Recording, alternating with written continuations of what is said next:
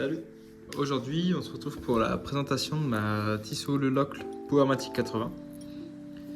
C'est une montre que j'ai eue en Noël 2021, donc que j'ai eu en cadeau par ma famille et que j'ai vraiment beaucoup porté. Je l'ai porté non-stop pendant un an du coup, jusqu'à avoir en fait une deuxième montre parce que c'est ma première vraie montre, on va dire. C'est ma première montre automatique suisse.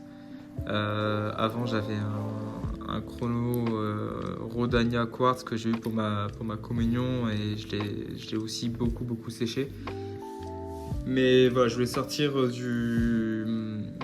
du quartz en fait parce que j'en avais marre de changer ma pile tous les 2 ans et je voulais vraiment quelque chose de durable et en plus avoir un bel objet. Donc la collection Le Locle Powermatic 80, c'est une collection qui est sortie en 2013.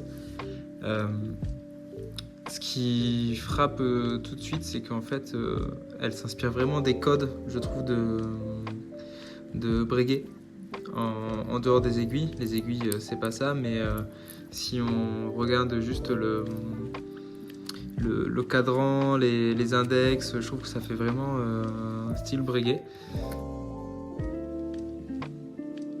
Au niveau du boîtier, donc c'est du 39 mm. On a une entrecorne de 19 mm. On a aussi un verre saphir donc qui est complètement plat. Voilà. Le boîtier, rien de fou, il est étanche à 30 mètres. La montre est assez légère parce que même avec le bracelet acier, on est quand même à 100, enfin on est seulement à 122 grammes. Ce que j'aime aussi au niveau du boîtier, c'est la couronne qui, donc déjà, elle est siglée. Donc ça, j'apprécie le détail. Et surtout, elle est assez grande si on regarde, si on compare avec une autre montre basique. Moi, j'aime pas les petites couronnes en fait. Et là, j'aime bien vraiment. On peut la saisir facilement. C'est agréable à attraper. Le crantage, il est pas trop saillant. Donc en fait, on s'abîme pas les doigts quand on la remonte ou quand on la manipule. Ensuite, sur le boîtier, du coup, on a une finition, si on la regarde de face, elle est complètement polie. Donc c'est poli de partout. Par contre, si on la prend sur le côté, là on voit que c'est brossé. Voilà. Elle est un petit peu...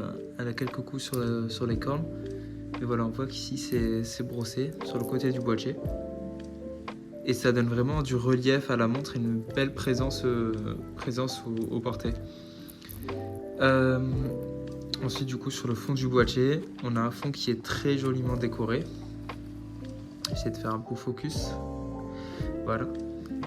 On a un fond qui est très joliment décoré et qui reprend en fait les codes du premier logo Tissot qui est sorti du coup en 1880. Donc ce fond décoré, il laisse entrevoir le mouvement. Donc voilà, avec le spiral en haut. Le rotor est décoré aussi. Je ne sais pas si on arrive à le voir. Ouais, voilà, Tissot 1853. Donc voilà, c'est un mouvement. Bon, c'est dérivé d'un TA 28-24-2. Mais ça reste assez joli à voir parce qu'il est joliment décoré, quoi. Alors on est passé sur le boîtier, maintenant on va s'attaquer au cadran. Donc on a un cadran qui est blanc avec un fond guilloché qui laisse vraiment des beaux reflets en fonction de la luminosité. En fait, en fonction du moment de la journée, on n'a pas le même cadran. Donc voilà, le soir on va avoir un cadran qui est plutôt argenté, alors que quand on a une belle luminosité dessus, il ressort vraiment blanc. Les index, c'est des chiffres romains qui sont appliqués, donc on a encore du relief en plus sur le cadran. En plus du travail du coup qu'il y a sur le côté avec le brossage. On a un guichet date à 6 heures qui est très discret parce que comme le cadran est blanc, on le voit à peine, il se fond vraiment dans la masse. Et ce que j'aime particulièrement moi sur le cadran du coup, c'est les aiguilles feuilles qui sont argentées. Donc en fait on le voit vraiment, voilà. Quand on fait jouer la lumière dessus, on voit vraiment les reflets argentés dessus. Et qui sont vraiment très jolis. On a le changement de date rapide. Donc d'ailleurs, je fais la mise à l'heure. On est le 9 mars. On est le 9 mars et il est 14h47.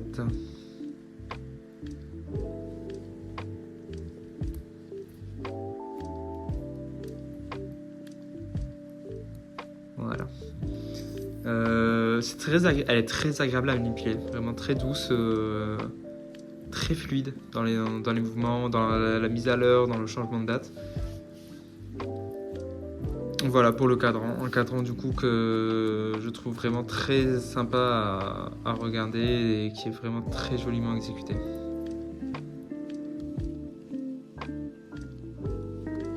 Alors au niveau du bracelet, donc c'est un bracelet en acier avec 7 maillons, voilà,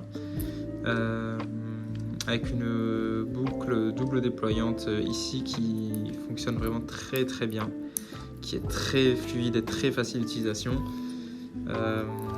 Je vais la passer au poignet quand même un petit peu, voilà. Et surtout ce qui est sympa, donc je vais revenir un peu sur la boucle quand même. Donc voilà la boucle qui est du coup gravée Tissot 1853.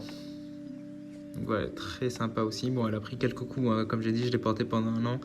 Elle a vraiment subi les rayures quotidiennes, quoi. Et du coup, ce qui est très sympa sur ce bracelet, c'est que du coup, on démarre à 19 mm et qu'on arrive au niveau de la boucle à du... Je sais pas si on le voit ici, voilà, du 16 mm. Donc voilà, on a une petite chute du bracelet qui la rend vraiment élégante au poignet, qui affirme en fait une certaine finesse dans la montre et qui affirme aussi son côté dress watch, quoi. Comme sur le boîtier, le cadran, donc il suit les mêmes codes, hein, poli sur le dessus et brossé sur le côté. Voilà. Par contre le bracelet qui est vraiment très très voyant, qui est très poli, du coup le moindre rayon de soleil, votre montre en fait elle ressort, on la voit à 1 km, quoi. Donc faut faire attention quand on la porte. Moi j'essaie d'éviter, maintenant que j'ai d'autres montres, de la porter dans des endroits qui craignent un petit peu, parce que ça attire l'œil quand même si c'est pas une très grande montre. C'est pas une montre de fou non plus, mais voilà, ça attire l'œil et ça peut attirer des mauvais regards, quoi.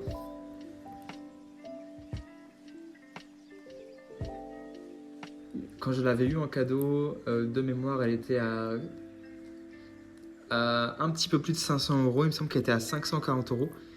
Et là, aux dernières nouvelles, Tissot, ils ont augmenté les prix.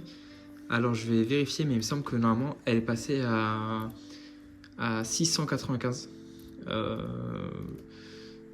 Je sais pas si je dirais que ça vaut le coup. Ouais, c'est ça, 695 €. 695 €, je trouve que c'est un petit peu cher, personnellement, pour cette montre, parce que, ok, elle est jolie. Ok, elle est joliment exécutée, mais ça reste que du basique, 3 aiguilles avec la date. Elle a pas révolutionné l'horlogerie, quoi. Donc je trouve dans ces prix-là, il y a peut-être des choses un petit peu plus intéressantes, même au niveau des codes de design. Voilà, elle a rien inventé, cette montre, mais ouais, 400-500 €, moi je pense que c'est un bon achat, plus peut-être pas. Au niveau du mouvement, du coup, voilà, pour les geeks qui restent jusqu'à la fin. Donc comme j'ai dit au début, c'est un Powermatic 80, donc c'est un mouvement du coup manufacture Tissot qui est hérité du ETA 28-24-2. Ils ont baissé la fréquence du mouvement pour du coup atteindre les 80 heures de réserve de marge, d'où le nom Powermatic 80. Il a un remontage automatique, comme on l'a vu, il y a le rotor derrière, mais il a aussi un remontage manuel. Je sais pas si je peux peut-être faire entendre le bruit. Il est très discret, donc je pense pas qu'on l'entende.